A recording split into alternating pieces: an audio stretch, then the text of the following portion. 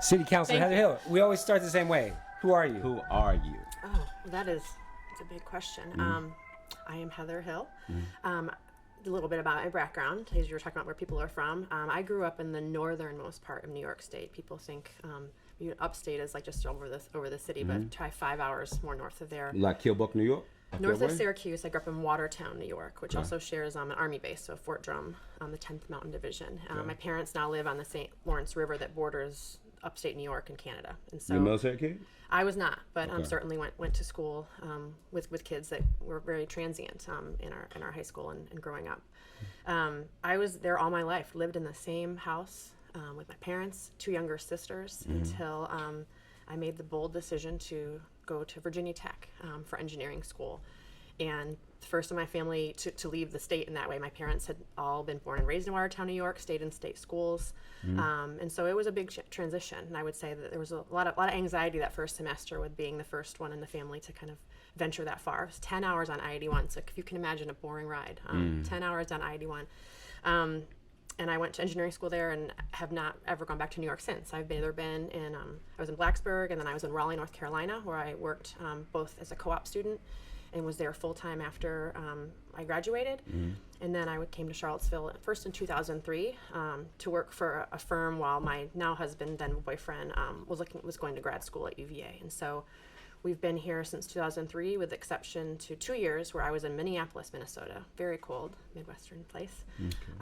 Certainly gotten its own publicity from 2007 to 2009 after business school. And I went to UVA for my business school. And since then, been back, been in the city since 2009.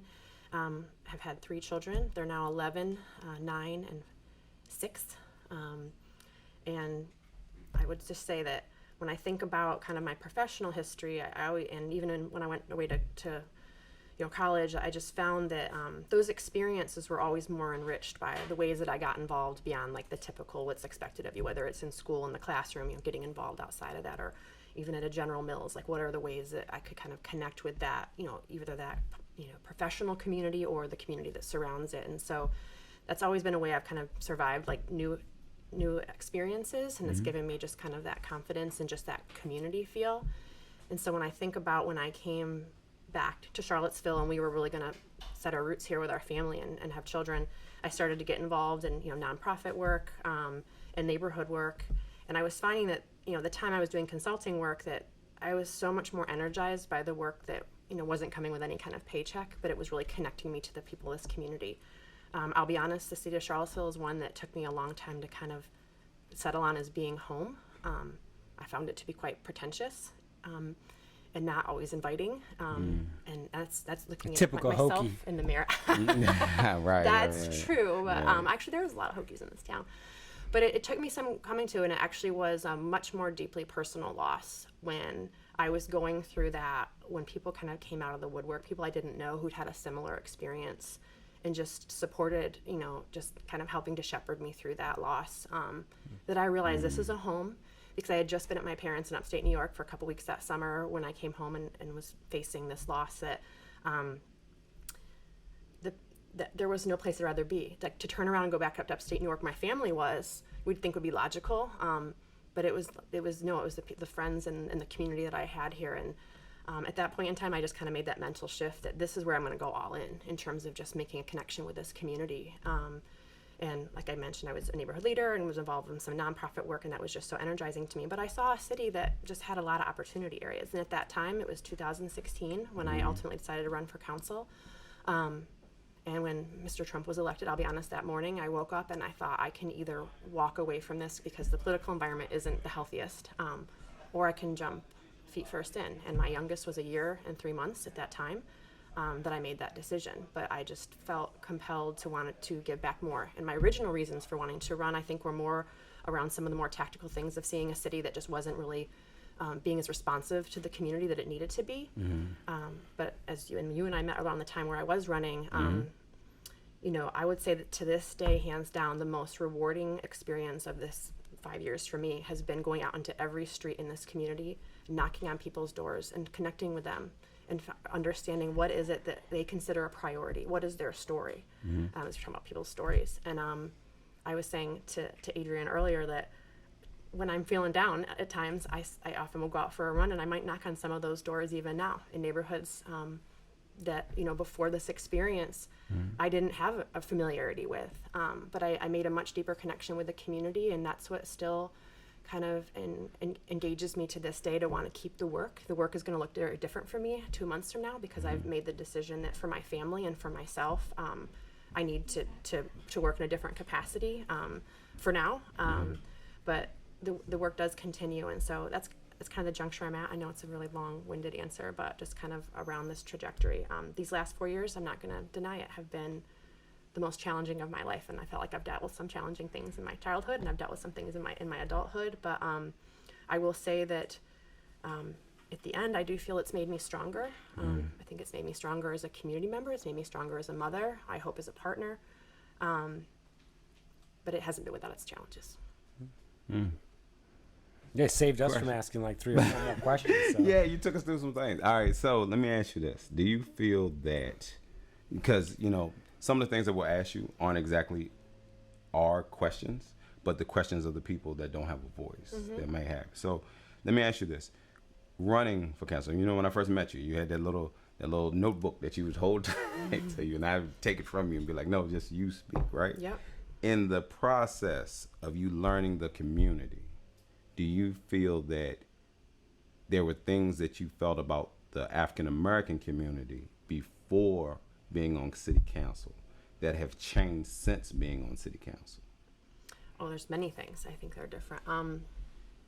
It's hard for me to decipher, though. Like, I learned so much when I was campaigning too. Okay. And if I'm going to be honest, at that time, we were having that first kind of look at what the statue situation would be like. And just what I was hearing from members of the African American community was pretty broad in terms of perspectives. So I'll use that as an example, but just in terms of, there's an assumption that there is going to be a commonality of priorities that's going to fall along racial lines. And I actually didn't find that to be so much the case.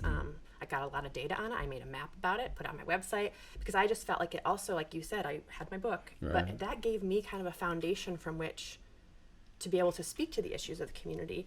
At the same time, over the course of my time on council, I've become acutely aware of the reflection that is back at me in the mirror. And explain that. Just, I understand that as much as I think about the work I want to do after council, as much as I want to go touch those really important issues that I see, and a lot of it has to do with the youth in this community, they're the most vulnerable. I know that when I look in the mirror, I know I see a face that is not going to be the most effective at making those changes and making that improvement. I need to figure out how can I support the people who are going to be the most successful and have the best chances of really kind of engaging in that meaningful work, because I've accepted that I can't necessarily do that work. Okay. Does that make sense? Yeah, no. It makes a lot of sense. Go ahead, Joe. Well, I was going to say, I mean, you said you decided to run in 2016, which, when I think back to 2016, almost feels like it was decades ago, like a different country, a different world, and for sure a different city, but you said, at that time you were already thinking about where you wanted Charlottesville to go. Like that, similar story to Sally Hudson. I'm just curious, what kind of engineer were you? Industrial and systems engineering. Yeah. Okay. Yeah. I'm a very process person. That was what part of my campaign was like. It makes sense why data meant so much to you. Sure. Yeah. Gotcha. And because she was describing her math background and how that shaped her, but also just that basically she got into politics because she wanted to volunteer and nobody wanted her help, and then she got mad. Well, I have a very similar story, because the city, as a neighborhood leader, I was seeing just some dysfunction in one of the departments within the city's government. And I just felt like there could be a lot better communication with that area of the organization and the constituents that are more directly engaging with them. And I actually went at the time to a former not a current traffic engineer, former traffic engineer, just to say, I really want to help understand. I think there's some systems and some technologies that we can evaluate for the city that will really help us to kind of streamline some of the issues that you're hearing, because I feel like many people in the community think that everything goes into this black box and we just don't know what's ever done with it. And I think that part of that can be true even to this day. And she looked at me skeptically And she said, are you I'm taking massive notes, you know, and I was typing them. She's like, are you taking notes for the media? And I was like, what would ever give you that impression? No, I'm sincerely coming to you as someone who does a lot of consulting work in this type of field, and I'm trying to help. And I realized then and there, like, I'm at a dead end to get anywhere, just like you just described. And in order to really have an impact, I have to go figure out other ways to get into this. Now, at that time, I really didn't think it was going to be running for office, but I came around to that conclusion not too long later and realized, like, no, I have something to give here. I have a skill set that, you know, can be, you know, pretty transactional in another capacity, but I think could be more transformational in a public setting. And I would say to this day, like, I feel like the last 4 years haven't afforded me the opportunity to do as much as I want. But at the same time, I would say that I shifted a lot of what I consider our priorities during the campaign in 2017.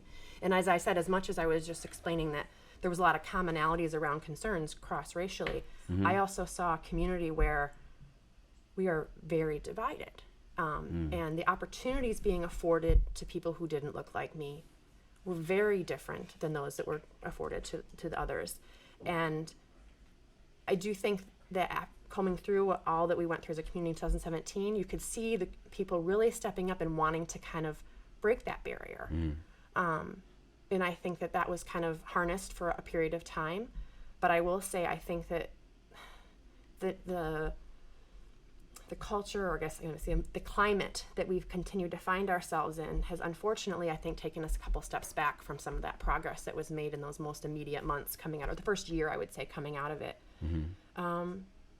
Because there is a fear of engaging in some of these conversations. I mean, I've already said to you, I was anxious coming on here today. Is something I say going to, you know, further, you know, cause, you know, churn, and someone's going to take something I say out of context. And I struggle with that, because I've always said that one of my goals coming in after going through the campaign and seeing how hurt this community was coming out of those events, that we needed to try to find a way to bring ourselves together. I really believe that this community has all the resources, both emotional resources as well as like financial resources, to really battle a lot of its issues. But we have to be able to create an environment where people can hear each other. It's one of the reasons I was so encouraged to see you all taking this project on, because I think it's just important that we have those hard, difficult conversations, but we see the human in each of us, and we are able to kind of, you know, come out of those hard conversations learning something about each other. And I've learned a tremendous amount from the Black and Brown community in my time on council. Have made relationships that I hope to have for the rest of my life. Those are the people I often go to when I'm really struggling with some circumstances that have overwhelmed me, just to reach out and understand, because sometimes we get ourselves in these echo chambers, and you just think that everyone in the world feels the way that you're hearing these voices sharing in a very public setting. And that's when I say I embrace it with my runs, and I go out and I actually go and reconnect with those folks. But the pandemic has made that really challenging.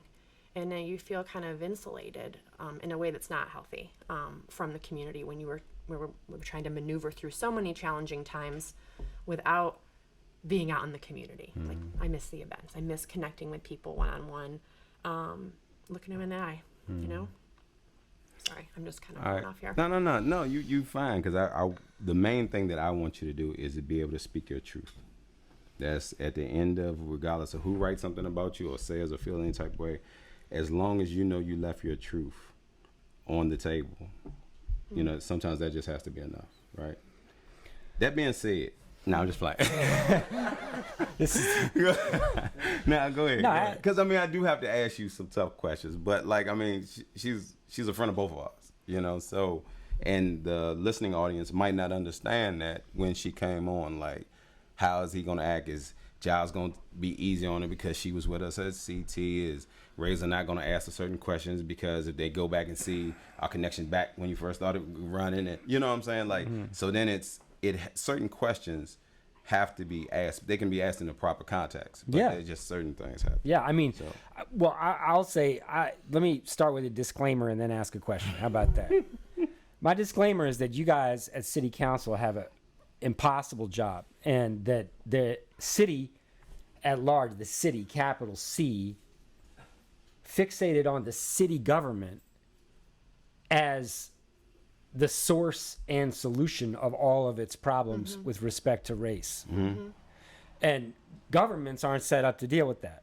Just like governments aren't set up to deal with a white supremacist attack in their downtown. I mean, you know, that said, the people in this trial, you know, who said, hey guys, this is happening, and then went out and got their heads busted as their police watched, that pain is also just as real, right? But then that came to the city, and we had a number of things going on at once. One is this reckoning with racism and the racism of this city over decades. And that wasn't going to be something a couple city councils are going to be able to solve on live television during public comment period. That's my disclaimer. Second piece, though, the question: where did like your lens on like terms like white fragility and white privilege change going through that? You know, going from 2016 to 2018.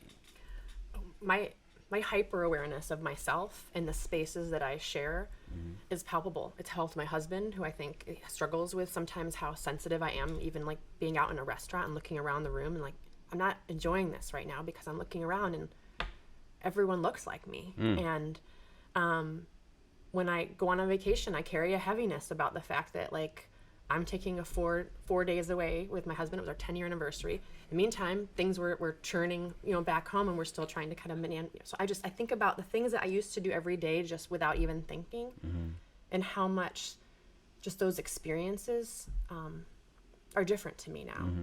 And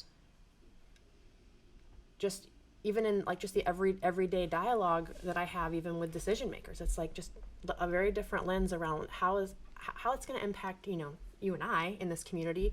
Some of those decisions is very different than it's going to impact, you know, the Black and brown citizens that we share this with. And so I just feel I'm happy for that. I've also I have to figure out a healthy way for me to kind of deal with that. Does that make sense? Because it clearly is affecting others in my life, because it's become something I'm really hypersensitive about in a way that maybe isn't quite the right balance.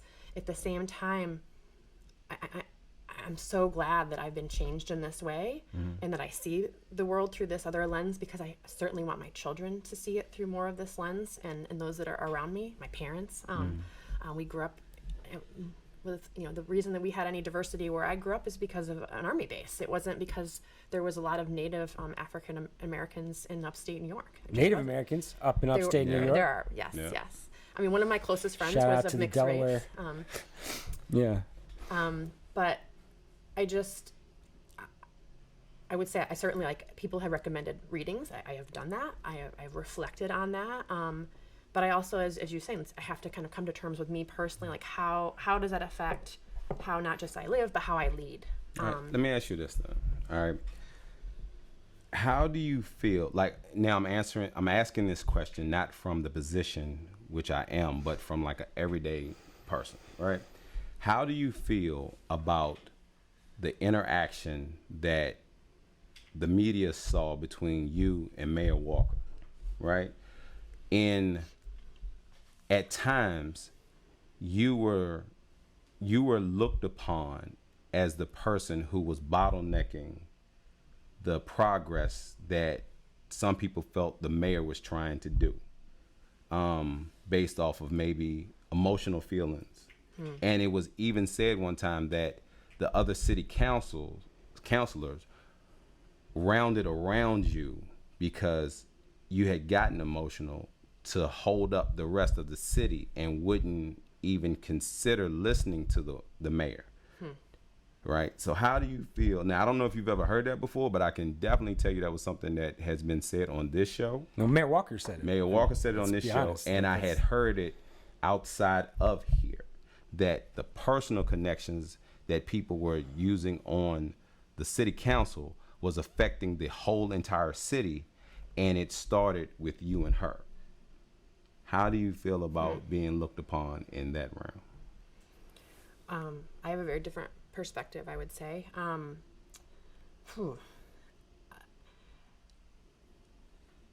We had a relationship I put a lot of time and energy into when we started on council.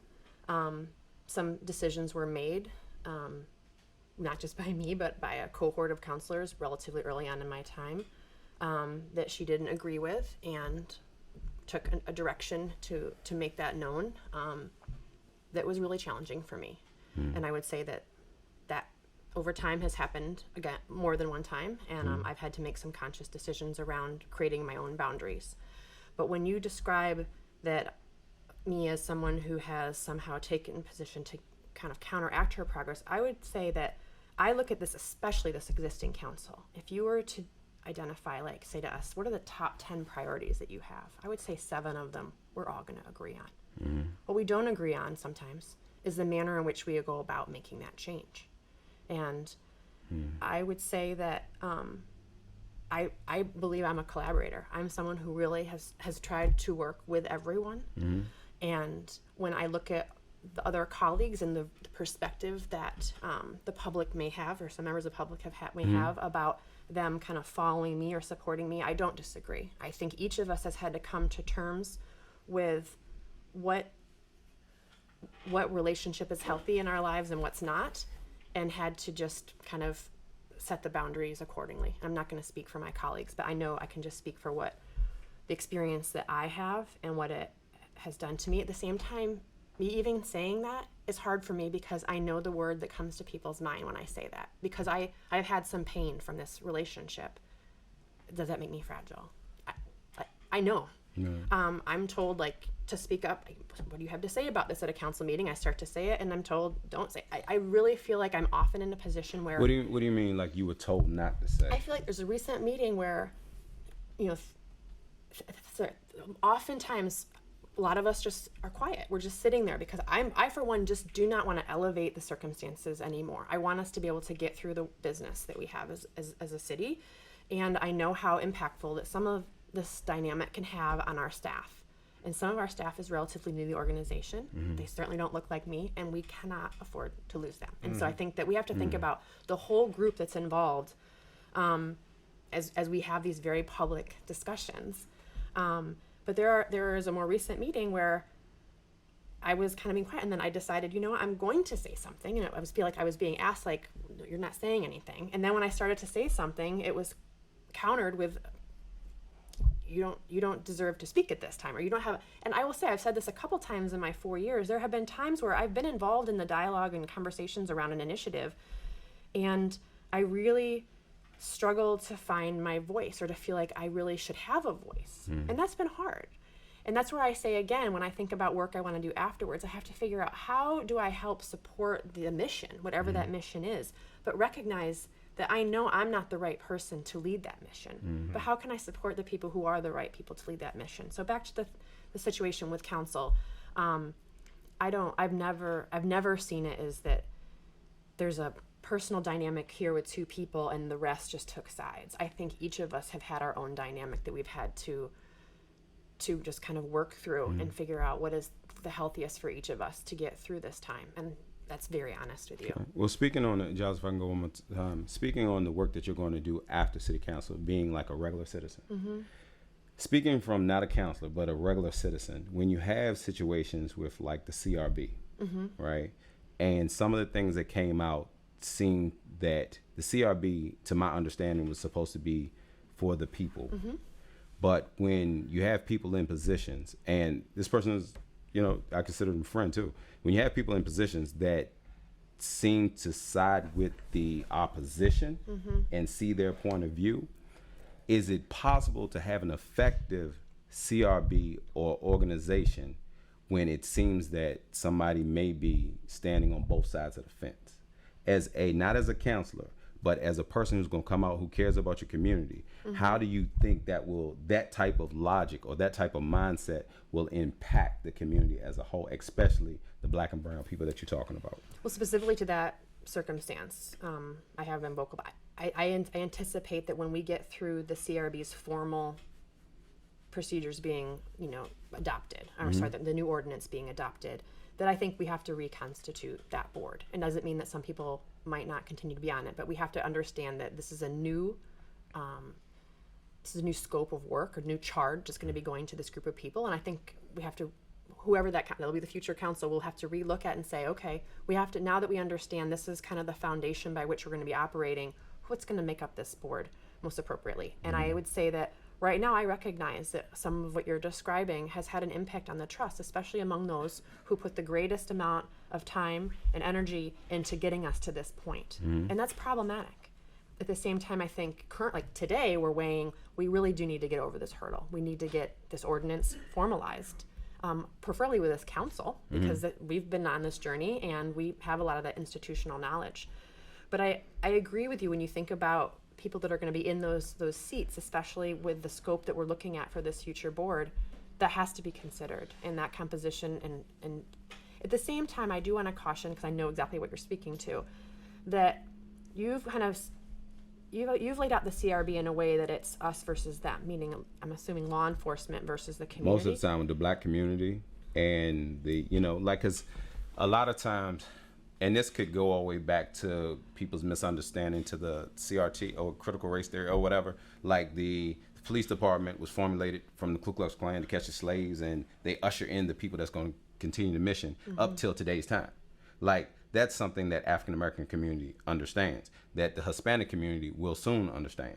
So when we look at us versus them, it's just a matter of, yes, it is. It has always been. It's never not been, regardless of, how much money you make, how many degrees you have, all these type things.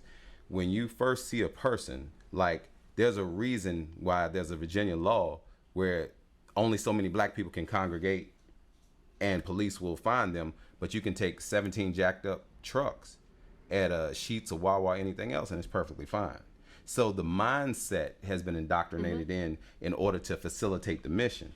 And I feel a lot of times when we come to counselors and people in charge of school board meetings and things of that nature, these are the things that they don't want to talk about because it will unhinge their way of life. And it does have a means of control. We were talking with either Harold Foley or Sally, where like at a certain point, they start, Jake Granyards. And he was talking about, like, in middle school, they started ushering over the white kids over to the more advanced classes and the black kids over to this particular way. So there are things that nobody wants to attack that can really level everything really, really fast. So there has to be somebody that will say, okay, this isn't right. This is what we need to do. But at the same time, it takes away from who we are. There's a reason St. Anne's was built because they didn't want white kids and black kids going to the same school. But to say that makes you a target, and you become a race man, you know what I'm saying? And you become, if you and I were too close, then you become a in lover, you know what I'm saying? Because that has to be the reason that you're doing it. It can't always just be right and wrong. So when it comes to, like, I'm kind of skipping around, but when it comes to, like, you speaking to future counselors and things that could actually change the community, how do you see a person as yourself or Giles being able to get into this and not being attacked? Because at a point when everybody's attacking you, the people that you're trying to help can't help you, and the people that would help you are against you now. So then what reason would you have to do it? To do the work? Yeah, to do the work. Like, when everything is gone, like, let's say you came back to the Jake Van Yard. Yeah. That show we talked about, like, the why are you here white boy question, which is, when you're trying to do good things across race and you're white, eventually, the deeper you get, eventually the black community is, any black person is going to come to say, why are you doing this? Yeah. Right? Well, that's exactly what I was getting at when I say I'm still reflecting on what that looks like for me post December 31st. I know that I really care about a lot of things that are going on, and one in particular is just our most vulnerable youth, and talking to people who work with that cohort of our community on a regular basis, and just understanding, I think it's unmanageable. I think that there's something we can do. I think that we can have an impact on really, as a community, helping to support the most vulnerable youth in this community and changing that trajectory for them. But I know, as you talked about last week, that's a long game. What do we do in the here and now? Because we also, We she listens to the show. You hear that? Hey, that's what's up. That's that one drill we've been looking at. Man. No, two, Adrian. Systems engineer. Systems engineer. She does her homework. But this. Do you think white Charlottesville gets it? I think a lot of white Charlottesville does not get it. I really don't believe that they do. I think more of white Charlottesville gets it than did 4 years before 4 years ago. I think there are even people who get it but don't want to engage, and that's where I'm frustrated. Do both of y'all think that, by what you just now said, do both of y'all think that 2017 would have had the same impact if it was a black girl that got ran over? Yeah, in y'all personal opinion. Well, it wasn't just one person who got run over. No. It was one person that got run over. Other people got hit. Well, yes, one person died. Yeah. But a lot of people got hit. Right? And so, I mean, but to your point, is it the same national media story that then makes us between President Trump's conference comments prior to, after, and during, and the national media attention to the murder? If that's not a white woman, does that become such a big thing? I doubt it. You know, I mean, what do you think? I honestly think it would have been bigger. I think Really? it really paints. With all the people, all the T-shirts that we have, and all the different people that have passed away, and all the cases where police officers and people have gotten away with murders and stuff, you really think a black girl getting ran over would have been bigger than? It's because of the dynamics that were created that weekend, and it really shows this white man striking a black woman. It just this is tough. Then someone died, and so it's hard for me to like. Yeah, I'm just saying, like, it's a razor question. It's a tough one, and it's like I don't know what's the point of that question. Well, what's the point of answering that question? Name one of the black people that was hit. Either one of y'all. Name one of the black people that was hit.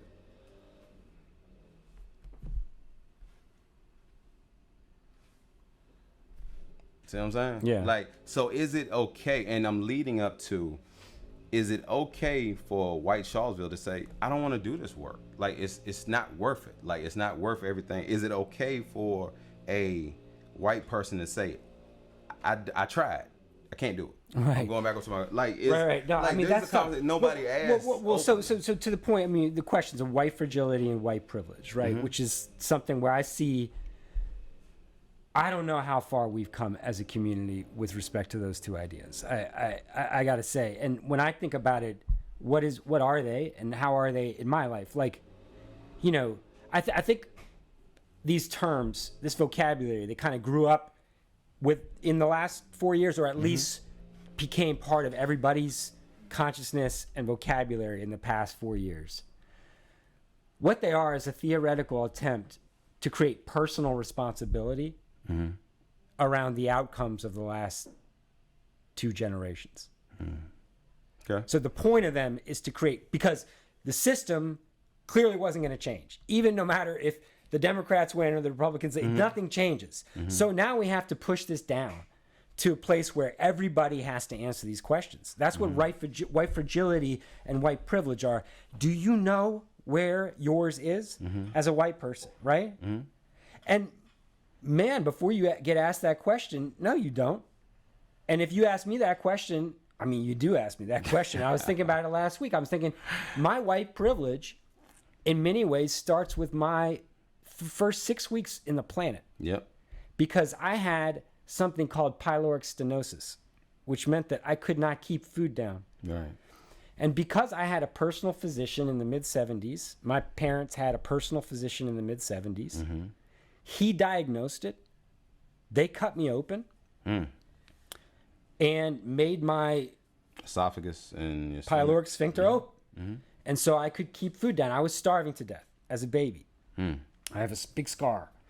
And, you know, look, the stats make it pretty clear. If I was a black baby in D.C., dead. Yep. So did I ever think about that? When I told my story that, hey, I almost died when I was a kid. No. Yeah. Right? First I heard. Well, I mean, yeah. But the point is, it starts that early, right? I mean, it accumulates. Like, I went to Princeton and Harvard. I mean, the white privilege with the capital W and capital P may as well be on my back, right? All right, well, but I'm saying, just at the basic level, I'm not here without white privilege. I'm dead. Well, let me ask you this, because nobody talks about this openly on TV. We're talking about white privilege, right? And there are a lot of white people that don't say, well, man, I don't have, and I don't, and you got more. Yeah, that's what I'm saying. But let me ask y'all this. Do y'all feel that as white people, you're being judged, like racism is on you too? You might not be getting hung from a tree racist, but do you feel that you get judged racist by it? And it doesn't just have to be black people. And she grinning, so I know she got an answer. I just wonder if she gonna give me the real answer. So I know the name of the show, so right. You're getting so me. I mean, but this is something that, like, you know, a lot of people don't feel that white people can have racism against them. But I'm asking white male, you know, who's doing well, white female who's doing well, do you feel or have you ever felt racism of any sort? Because I know some people will use it as an offset to try to keep you from saying what your problems are. You know, a lot of people, especially, I don't care if you get mad, Greene County, where I'm from, terrible with that. You know what I'm saying? Like, you'll have people that say, oh man, you got this, you got that, you got this, right? But they won't look at the fact that Papa passed down 80 acres. You know what I'm saying? Like, when your land comes up to where you're negligent on paying, they're not backdooring it so somebody can buy it up for pennies on the dollar. You know, down my wife's family where she lives at, it's a guy down there, a builder. That's all he does. He has somebody inside the courthouse that tells him when somebody's land is up, and he buy it for pennies on the dollar, building on grave sites and everything else. You know what I'm saying? These are the stories. Like, my family, we lost miles. We didn't lose acres of land. Then when you go to look for it, there's always somebody blocking you off in the courthouse in Culpeper, in Orange County, from Chancellorsville all the way to Richardsville. My family owned that whole entire thing. We sold Lake of the Woods to Lake of the Woods, right? And then was told when I came along as a kid that I couldn't go in there.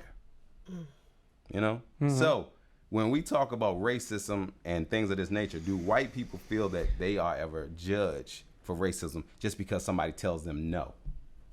Does it automatically become, well, you're being racist against me, or you're saying X, Y, Z? I'm asking you. I mean, you can talk to me about this anyway. But I'm just making sure I'm clear. Like, being judged for racism. Because you can well, you're well off, right? I assume with your position and everything that you're doing. I don't know your financial stats. But when it comes to, let's say, for instance, do you feel, and it doesn't have to be you directly, maybe something that you've seen, like when you go out to eat, so you're viewing the landscape. Is there ever a time when, say, a Caucasian person wants to do something and somebody tells them that they can't do it, that they feel like somebody is judging them racistly, right? So, like, you'll see things on Facebook that say, you know, you're treating me like an N-word when people stopped them from doing things, or they would tell black people that you should comply when they got killed, but then when you say put on a mask so it might save some lives, nobody wants to do it. Yeah, because you're taking my rights then. So it seems that at times. But there's a whole school of that right now. It is, right? So I mean, but that's not the plane that Heather and I are operating on. I don't think, right? Which is if you don't operate on it, you see it. But what's the difference? Well, but I'm going to say this is what I'm going to say. I don't think as a white person I can be the victim of racism. Okay. I do not. Okay. I think that I can get hit in the mouth without having the answer to why are you here, white boy question. I think that is the case. Yeah. And that lots of white men, the minute that happens, say, you're being racist. Yeah. I'm going to pick my ball up and go home. But when you pick your ball up and go home, nothing bad happens. Yeah, right. So that's not racism. Right. Racism is when, what about no, you? the word racism, no, I agree with Giles. It's not what it is. At the same time, as I said, I've had times where I feel like I haven't been able to really share my voice or my truth because of the reflection that is back on me in the mirror, in this public capacity too. So I'm white, so I can't tell the truth. Is that what you're saying? Yes. Yeah. Okay, got you. Which is why, I mean, I think you would have experienced that when your time on city council, not prior to city council. To the level I'm experiencing, yes, now. Or when I was running for council, I felt that way too. Okay. Yeah, but it definitely has been something I've... This is new. I hear that a lot. I mean, I'm not saying that. I'm not diminishing this because, Heather, bottom line is you're like, in the crosshairs and under a microscope with a microphone talking for yourself and for a city, as an elected official. That's a different thing than what most people experience. And I have no idea what that feels like, so, me neither. But I have heard that a lot from people who don't have that weight to carry, just, I can't tell the truth because I'm white. If I tell the truth, I'm going to be called a racist, right? And therefore, I'm not going to say it. Mm-hmm. But to me, that's white privilege because you don't have to say it. Nobody cares if you don't say it. I don't agree because I think now we're getting Let's go. I think that there is some truth, and in my case, that the community would benefit from understanding at a deeper level. But I can't be the one to share it. And that's hard for me. Why can't you, though? Why can't you you got a microphone, you got the audience, the city, your voters, your community, your supporters. Why can't you just say exactly what you mean? Because I've put my family through enough of this, and there's a fear. Mm-hmm. I think there's a fear from our local media, even covering some of the things that some of us say.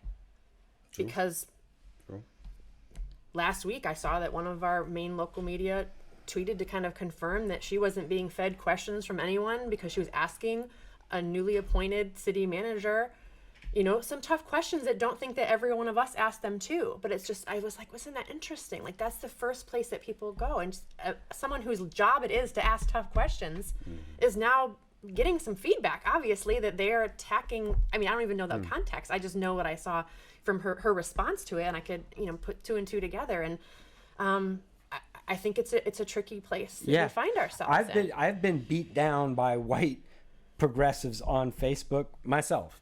I took a whipping on this, like in this way, in 2014. But when I think back,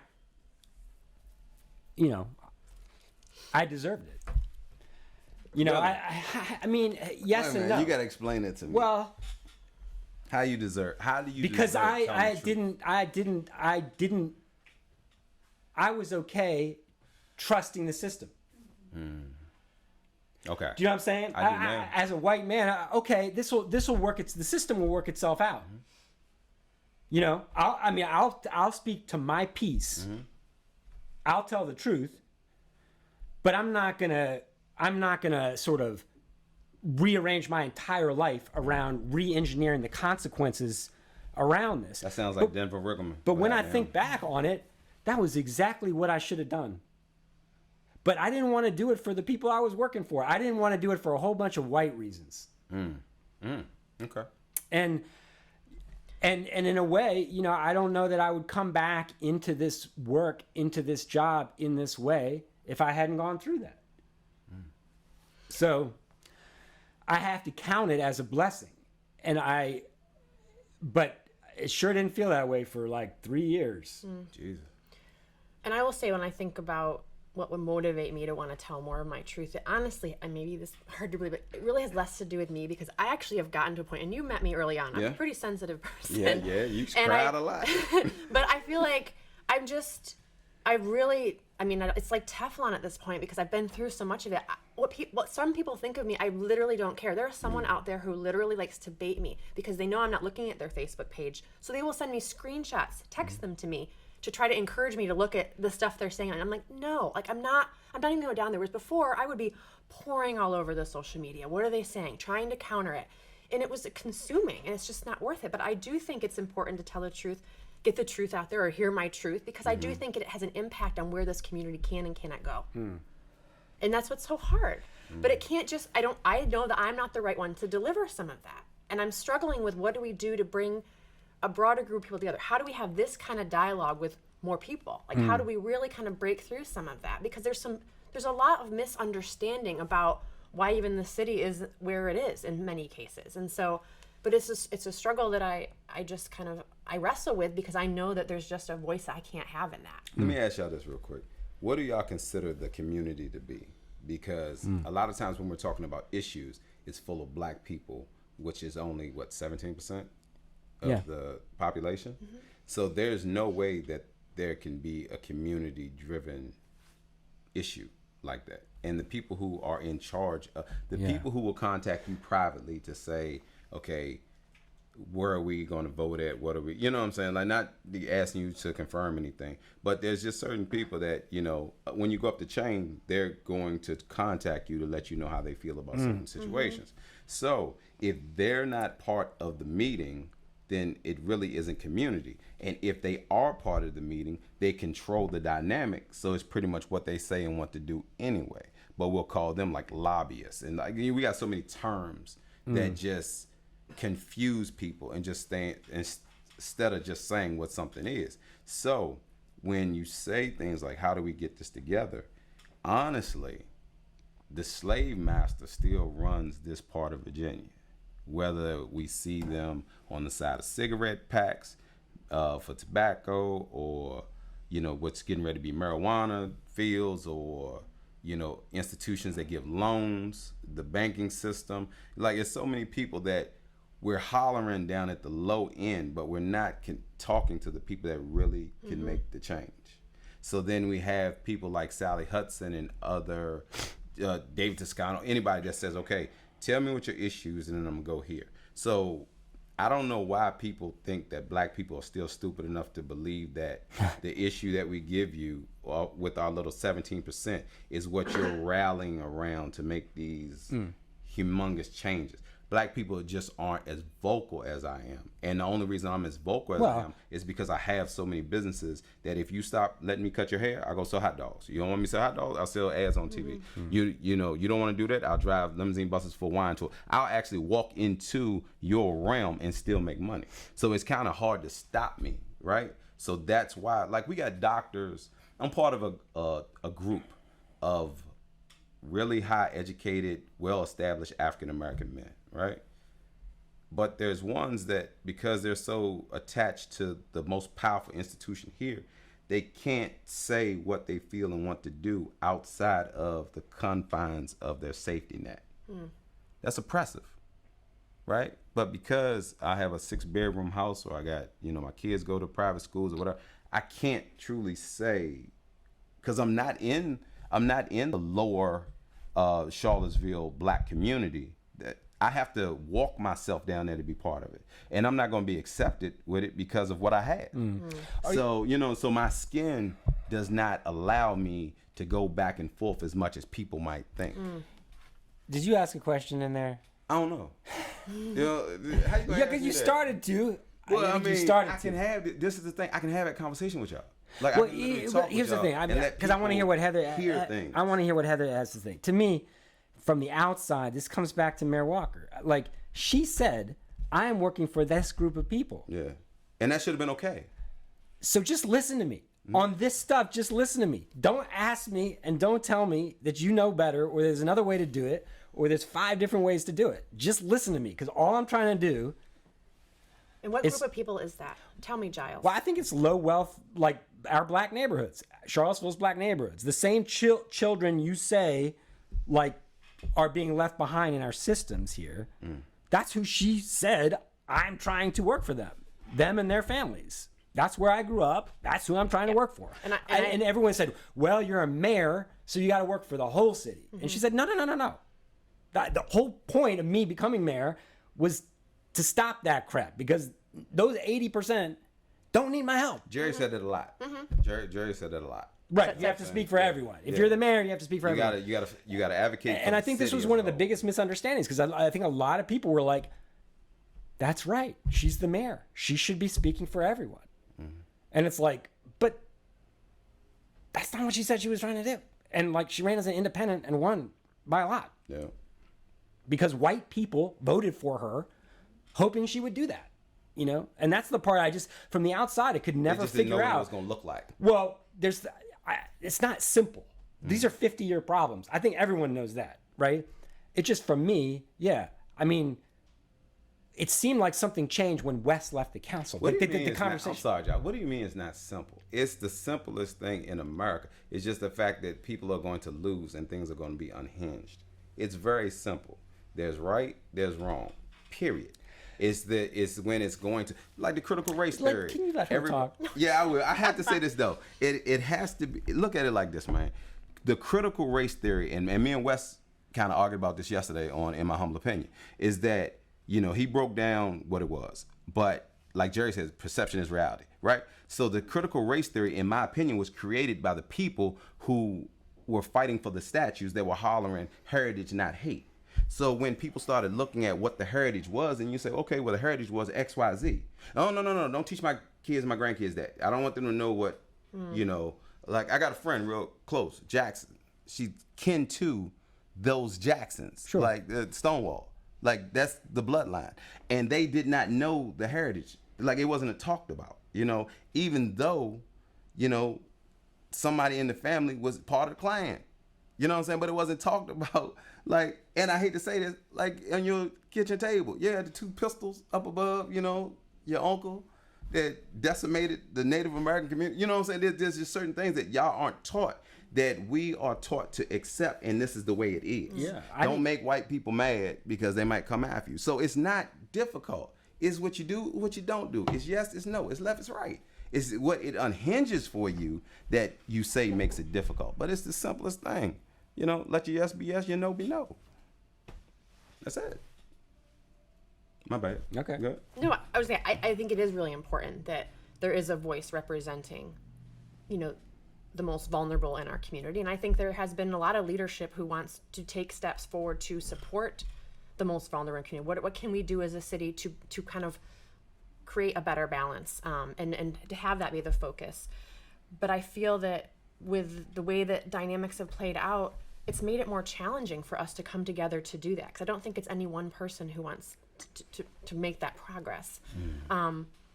But in certain environments, it's really challenging. At the same time, we are all elected, and it is a city that we support. And a lot of the things, including this land use map, which I'm sure is going to be really challenging conversation coming up.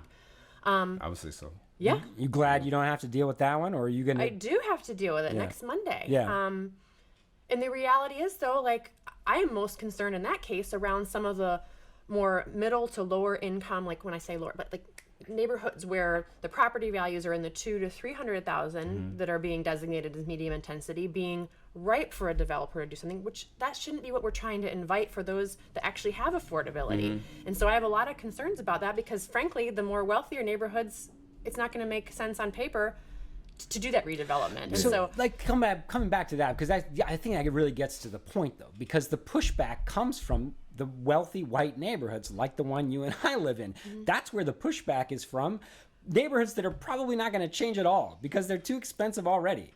But there's pushback from other neighborhoods too. I mean, it may not be as vocal, but I mean, I know, but who's going to kill this deal if it gets killed? Rugby, North Downtown, Greenbrier. That's who's going to kill this.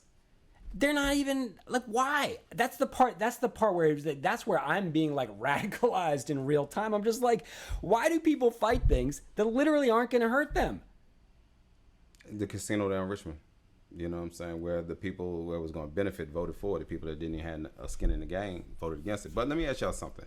When it comes to like what y'all seeing in your communities and what you see on council, how can you say you're trying to build a community when you're willing to erase the people that were here and from the beginning? Well, like who's when it willing comes to do that? Well, the land use. Like when you start rezoning and when you start like moving people around and stuff. Well, right? they're trying like, to fix that. Well, how can you fix it by letting a developer come in that says they want to put... Now, this is just my understanding because I'm not in the rooms y'all in. So there's things that y'all understand and seen that I don't understand because I'm never in that room. So my perception is my reality when it comes to this. Well, she's in all the rooms. I'm not. I have to watch from the outside too. She knows a lot more than I do. One of the biggest priorities of this plan is to try to say how do we protect sensitive areas. The other problem you have though there is by protecting them, are you limiting the ability for wealth creation by the African American property owner, because you can't say that, oh, we will only allow you to do this type of development if you're this person, and we'll only allow you to do this if you're a new developer coming in. But how do you do wealth creation when you're not building up the black economic system? That's where it all lies, I believe. I think it's outside of the housing conversation. It's about how do we build that economic system. Is Charlottesville's issue as simple as this? This is a very wealthy town, right? By any standard, by any data, by any analysis. And yet we have poor, mostly black neighborhoods that have been that way for decades. And when we talk about solutions, people in those neighborhoods see the solutions as pennies on the dollar, as chump change, as let's pay the ante and wait until you're gone, and then we'll make our mind up. But where the real solution lies is in much bigger increments of money that we're talking about. Much bigger increments of money, right? Like if you were to run all the public schools as 24-hour community centers, what would that cost? $250 million or something, right? Not $75 million for the reconfiguration. Well, could a city like this raise it and do that? Do big things to make big changes that make differences in people's lives today and for their kids. And I think we can raise some amount. That what the transformation that I think is really needed, I think locally, even with this wealthy of a community, might be challenging. At the same time, I feel that we haven't been able to effectively engage the philanthropic kind of arm of this community because there's a lot of fear for them too. Some of them have lived their own experiences trying to do good things and been publicly ridiculed for it, and it's just like I'd rather just step back and be anonymous, and maybe I'm going to put my money somewhere else. And that's where I just feel like we have a lot of opportunity. What you just said was why would rich white people want to help poor black communities? No, I think they want to help. It's not just weird. I think this community wants to be able to help its most vulnerable populations. I think defining what is needed to help it without any of us feeling, like I said, like I'm trying to figure out what's the role that I can play down the road, but also just seeing that in times when people have tried to contribute meaningfully, sometimes it's been met with resistance, even when it's financial contributions. You know why that is? Sometimes that I don't think people understand is that, let's say, for instance, it takes, we went through this when we went through the Google grant, is that I'm telling you I need $10 to be able to do what I need to do. But when they look at the African-American community, they'll say, okay, we'll take this $3 and do what you can do. And then say, I help. No, I'm telling you what I've experienced, right? So a lot of times the help that people that you're talking of isn't really help. Yeah, it's not. It doesn't do what I needed to do. So at that point, I'm failing anyway because you're asking me to feed myself with the slops from the hog, which I call soul food.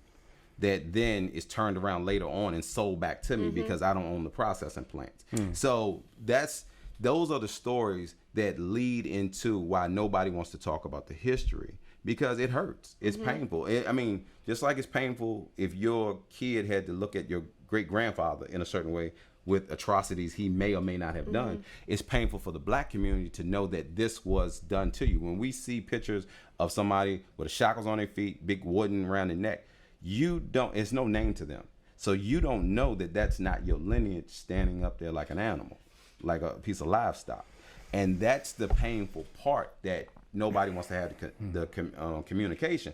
But if you understand that, if you really understand how decimated somebody has been over the course of years, before I ever took a breath, and you understand that you're starting from 400 years, 300 years, 200 years, a head start of me when it comes to wealth. What you're talking about writing off to give to say that you help doesn't do enough for the people that's needed, because out of that 17%, 14% of them are struggling. And that's what I'm saying. I'm trying to understand what is the path to make that impact, because I do believe we have a community that wants to better understand that and wants to make meaningful. I think we all want to make meaningful progress here. I just think I'm even struggling as someone who's been here in this role for 4 years, trying to figure out how do I, give my time and resources in a way that's gonna actually have an impact and not just be crumbs. Like I don't want to do that. Right. And I don't think I'm alone. I mean, people have asked to meet with me throughout the last several months, just saying like, I'm finding that I might have some more time and capacity to take something on. I want to do something more. This is watching what you've been doing has been inspiring. I can't do what you did. Right. How do I get involved? And I'm struggling to kind of, what is that? So how do they come together for trust funds and everything? Well, so here's the thing. Like that. I think there's a reality, and a white reality that Heather and I, breathe as easy as oxygen. That is not clear to everyone in the black community, which is that there's an assumption that the money in Charlottesville is private. It's not public. So you actually have to ask for it. But that's where it's like, which it's true. The money in Charlottesville is private. Yeah, it's not the city, I can tell you. But why? right? And that's Virginia. That's old Virginia. That comes from the plantation. But let me go to another place. What if CACF made a reparative justice fund and it was just a box? So we got a reparative justice fund and we're trying to raise $350 million in 5 years. And we're not going to do anything with it. Would it fill up? I think when you say we're not going to do anything with it, like, I think people have to understand, like, what does that Why? look Because like? couldn't they just say, I gave 50, give me my receipt. I gave $50 million to the reparative justice fund. Like, publish my name. Like, why do they have to actually know what happens with the money? You know what I'm saying? Like, I'm asking that question. I think people really actually want to have an impact, and they want to know what they're putting forward to. But I agree. I think with the right, partner like a CACF, which I think is broadly respected by many, and they have been really successful at that kind of campaign, like type of fundraising.